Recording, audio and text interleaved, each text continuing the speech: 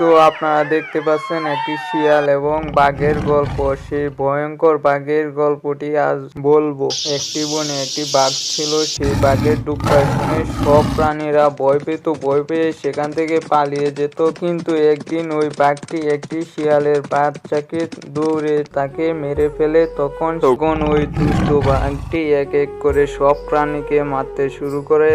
তখন তার সামনে বনের রাজা ভয়ঙ্কর সিংহ যেতে সাহস পায় না। তখন তারা সবাই বসে শিয়ালের কাছে গেল। শিয়ালকে বলতেছে, তখন দুষ্টু বাঘটির কারণে আমরা বনে আমাদের ছেলে মেয়েদের নিয়ে শান্তিতে থাকতে পারি না। তখন ওই শিয়ালটি তাদেরকে একটি বুদ্ধি দিল।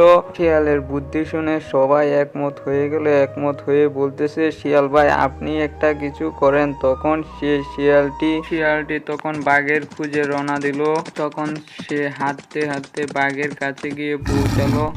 তখন বাঘ বলতেছে, কি হয়েছে, এখানে এসেছিস কেন? তখন শিয়ালটি বলতেছে, আমাদের এখানে একটি প্রতিযোগিতা হবে, যে বিজয় হবে তাকে রাজা হিসেবে মানা হবে।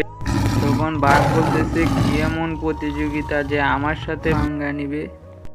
প্রতিযোগিতাটি হলো একটি নদী পার হতে হবে, যে পার হবে সেই বিজয় রাজা হবে। তখন শিয়ালের সঙ্গে বাঘটি এসে প্রতিযোগিতায় অংশগ্রহণ করলো।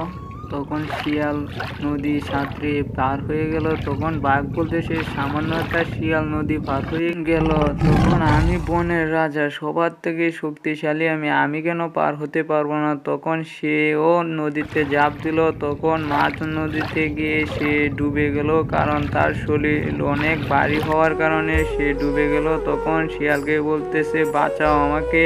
তখন শিয়াল বলতেছে, কেন বাঁচাবো তোমাকে?